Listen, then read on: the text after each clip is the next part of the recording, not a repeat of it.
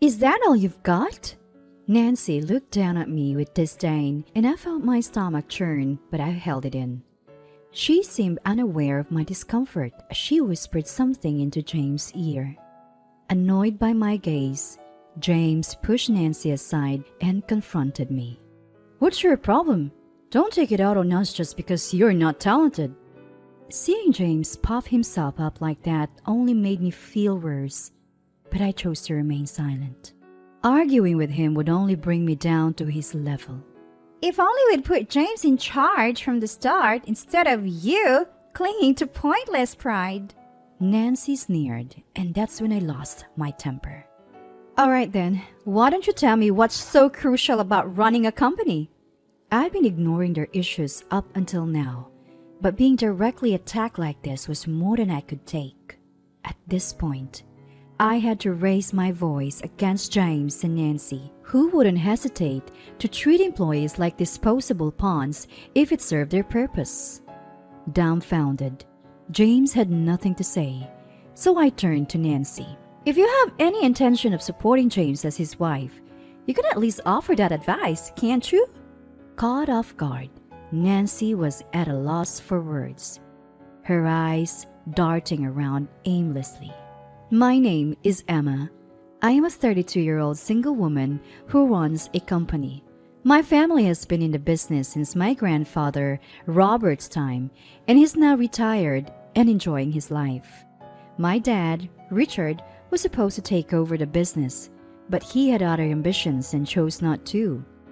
I have a partner named James, but like Richard, he's always following his passion instead of joining the family business. Richard became a world-renowned musician, and in his stead, I now run the company founded by Robert. We grew up in a fairly affluent household, but our lifestyle is anything but extravagant. Robert always says, "Once you raise your standard of living, it's almost impossible to lower it. You'll just keep wanting more and it will be irreversible." Having lived through this himself, it's become something of a family motto. Even though Robert has had great success running a business and Richard is a successful musician, our family's lifestyle hasn't changed a bit. Birthdays, school admissions, graduations. We might splurge a little on special occasions, but you won't find us driving luxury cars or surrounded by designer brands all the time. The extra money usually goes back into the business or is donated to good causes. For me, living modestly has just become second nature. I don't flaunt my family's business achievements to old school friends either. To be honest, back when I was in high school, I casually told a boyfriend that my family was well off. His attitude changed overnight. He started expecting high-end gifts to his birthday, and suddenly, I was the one paying for everything on our dates. I was hesitant to talk about our financial situation after that, especially since I was getting my allowance from my mom, Jennifer. I didn't want to attract people who were just after my money. At the time, I was working for Robert's company. I never disclosed that I was Robert's grandchild and was treated the same as any other employee. I kept it that way to avoid jealousy and gossip in the office. Then one day, James introduced us to a woman named Nancy, who later became his wife. Richard was away on a world tour as a musician at that time, so it was Jennifer and Robert who welcomed her. Based on what I heard after getting back from work, Robert wasn't impressed, and neither was Jennifer. However, Richard later said it was all good if they were in love. Nancy eventually became my sister-in-law. Fast forward to a New Year's celebration, James and Nancy visited our family home. Richard also happened to be home, making it a full house of 6. Somehow, the topic shifted to my salary, and James and Nancy started criticizing me. "Why is your salary so low, Emma?" You're the grandchild of the boss. You should have a lot more sway. By that time, Robert, who normally would have put James in his place, had already gone to bed. Jennifer was busy preparing soup in the kitchen. Richard, who wasn't fully aware of my current situation, simply watched our exchange quietly. I make it what I make because I'm still learning. It's as simple as that. Taking into account that I was already making a higher salary than those who'd been at the company longer, just because I'm the CEO's grandchild, I had a heated argument with the ever-complaining James. Just because I get special treatment doesn't mean it's worth anything if I can contribute to the company. Plus, having extra money doesn't make sense if you have no use for it. Come on, there's plenty of ways to use money. Shouldn't you be more considerate of us? I frowned at Nancy's argument, not really understanding her point. I glanced at Richard, but he was engrossed in watching TV, so I couldn't gauge his reaction. Honestly, I'm satisfied with my current salary and don't have any complaints about my working conditions, mostly because I can buy anything I want. However, it seemed like James and his wife weren't pleased with what I was saying. Despite the family tension during the New Year celebration, I kept my work and personal life separate and tackled my job responsibilities diligently after the holiday. A few days after returning to work, I was taking a short break at home when James called. When I answered, he apologized for the previous disagreement. Sorry about the other day. Got carried away being back home after so long. Money isn't everything, you know. Nancy always says she's sorry for overstepping. I was left speechless by James' subdued apology. It was true that James and Nancy had both been drinking that night, and being back home after so long probably made them bolder than usual. I was bothered by Nancy's words, but since they seemed repentant, I decided to let it go this time. From then on, I poured myself into my work even more and enjoyed a fulfilling life. Eventually, my hard work started paying off, and there were even talks of a promotion. When I got home, Robert was waiting for me at the entrance, and I was summoned to his room. You've been working hard, it seems. It's about time I started teaching you my responsibilities. Plan on taking over the company eventually, and stick with me. Hearing these words, I felt invigorated. I had studied economics in college to prepare myself for eventually taking over the company. My efforts to not only improve my department, but the entire company were finally bearing fruit. Still, being told about taking over the company sooner than I had expected left me somewhat shaken. I had no time to dwell on it, as Robert immediately began mentoring me intensively. Engrossed in absorbing all the knowledge he was imparting, I had completely forgotten about James and Nancy. After my days of intense training with Robert, I was worn out every time I came home. But soon, Robert retired.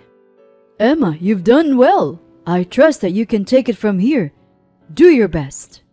With that, he built an annex on the property and is now enjoying his leisurely retirement. A while after I officially took over the company, James called me again. Emma, I got something to discuss with you. Feeling a sense of unease, I listen as James starts talking apologetically. Hey, I need a favor. It's Nancy's birthday this month and... James tells me he wants to get Nancy a birthday gift. For the past few years, he's managed to scrape something together, but this year, he found an accessory that would be perfect for Nancy and he really wants to give it to her. He didn't look for other gifts, but he couldn't shake the thought of that accessory. Basically, he wants to borrow money, but if it's for Nancy's birthday gift, I can say no. It's around $300, so I happily agree. Not long after, I get a call from Nancy. I'm surprised as this is rare. I answer, and she's thanking me for the gift. James must have told her that I helped him out. I couldn't help but find it endearing that he told her, even if he didn't have to. So here's the thing, she says. We're planning a trip together, but we're a little short on cash. Can you help us out? We'll pay you back quickly. Feeling this might be a high-value return gift for what I did for James, I happily agree again. After that, the couple started asking to borrow money from me for all sorts of things. At first, it was easy to say yes. But as time went on, their attitude changed and the amount started to increase. Finally, losing trust in the couple, I ignored a new call from Nancy. Then I got incessant calls from both James and Nancy. Annoyed, I finally pick up a call from Nancy, and the first thing she does is yell at me. Why aren't you picking up? I've been calling you over and over. Let me guess, Nancy, you need money again? Silenced for a moment. Her voice raises again. What's that tone? I'm spending the money so it won't go to waste in your business, you know? That makes no sense. You're spending my money. Frustrated, she raises her voice even further. Emma, how much are you making a year? Suspicious, I answer. Right now, I'm only making around $30,000. I just started in my position. Hearing that, Nancy snorts and her attitude inflates. That's what you get for being so showy and not letting James take over the business. Letting James taking over the business? What is she talking about? James told everyone he didn't want to take over Robert's company, opting to move out and chase his dream of becoming a musician. So why are we even talking about James? Before I could muster up a response, she said, Look, I need $5,000 by the day after tomorrow. Make sure it's ready. She hung up without waiting for a reply, and the room fell silent. I used to give her up to $2,000, but now she's demanding $5,000 all of a sudden.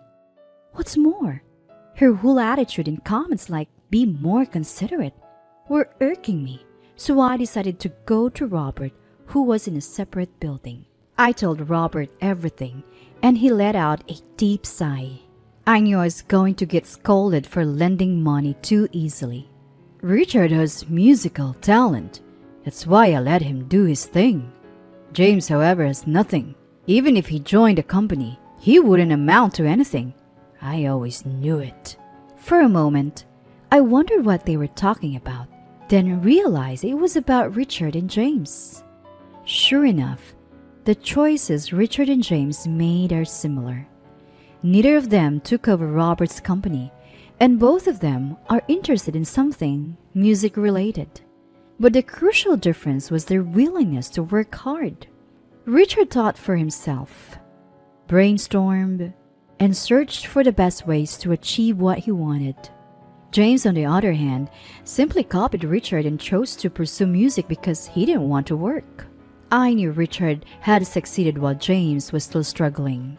I also never liked James' wife, just so you know, Robert said, sighing and holding his head in his hands. Emma, listen carefully. You need to do exactly as I say from now on. Confused, I nodded and clenched my teeth, imagining what would unfold next. First, I contacted Richard. Luckily, he was still in the States, and he promised to align his plans after I explained the situation. Next, I spoke to Jennifer. She listened quietly, her eyes downcast, but nodded firmly when I finished talking. I'd been prepared for the next day, waking up with mixed feelings. The following morning, I went to the bank to withdraw the money before heading to the office. I settled into my still unfamiliar office chair, took a deep breath, and reached out to James. After a while, I received a message that James and his wife were causing a commotion in the reception area, so I invited them into my office. Emma, what do you mean you won't support us anymore? James immediately yelled at me. I gestured for them to sit, but both James and his wife continued yelling without taking a seat. I let out a sigh and moved to the reception area's couch, placing an envelope quietly on the table. Immediately, Nancy sat on the couch across from me and checked the contents of the envelope. Hey, this isn't enough. What's the deal? Hearing this, James sat next to Nancy, and they both examined what was inside the envelope. Wait, why is this only half?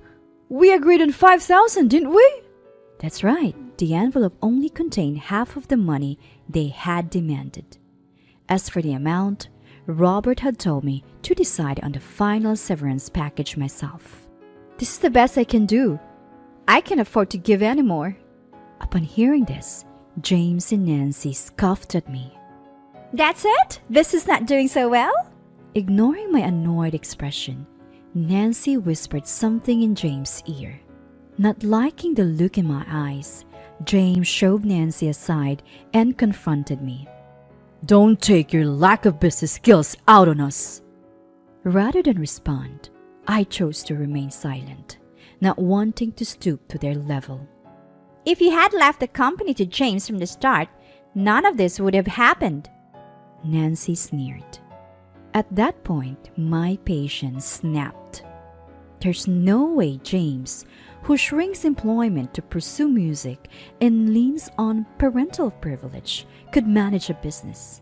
Add to that their parasitic lifestyle, living off me and now trying to depend on Robert's company. If you're going to say that, I hope you understand what's important in running a business. Normally, I'd let things slide to avoid issues, but even I have my limits. Outraged by James and Nancy's self-serving attitude, treating employees like pawns, I finally raised my voice. I looked at James, whose mouth was agape, then turned to Nancy. If you plan on supporting James as his wife, I hope you can at least give some sound advice.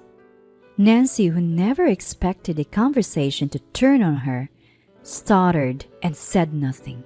Neither wanting to join Robert's company nor working hard like Richard, I can entrust my business to people like you? The money I can give is all I have. Why don't you come over tonight? I said that and kicked James and Nancy out of the office, then returned to my own. I apologized to the employee who came to check on the commotion and refocused on the day's work. That night, James and his wife happily showed up. But when they found Robert wearing an almost devilish expression, Richard completely poker-faced, and Jennifer, who had her back turned to everyone. "Sit wherever you like, okay?" I said, taking a seat at the kitchen table and gesturing for James and his wife to do the same. Instead, they chose to sit formally on their knees in front of the living room sofa where Robert and Richard were sitting. Clearly, they were putting on airs, but didn't dare to act disrespectful in front of Robert. Next to speak was Richard. "James, Nancy, what are your plans for the future?" Caught off guard by Richard's words, James and his wife exchanged bewildered glances and said nothing. "James!" When Richard called out his name, James visibly flinched and cautiously looked up. "When will you be making your debut, James?"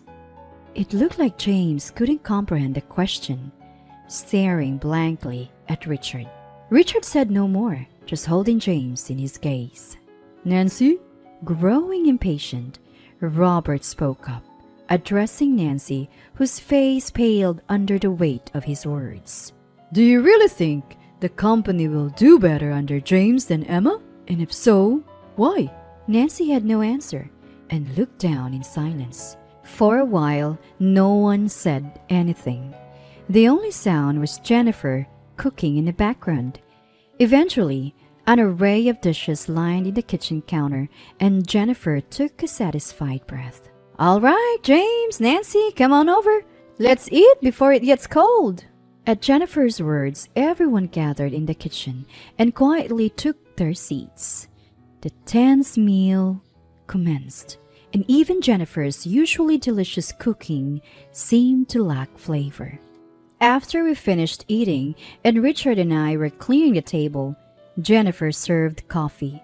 She placed cups in front of Robert and James and his wife, then took a seat next to Robert.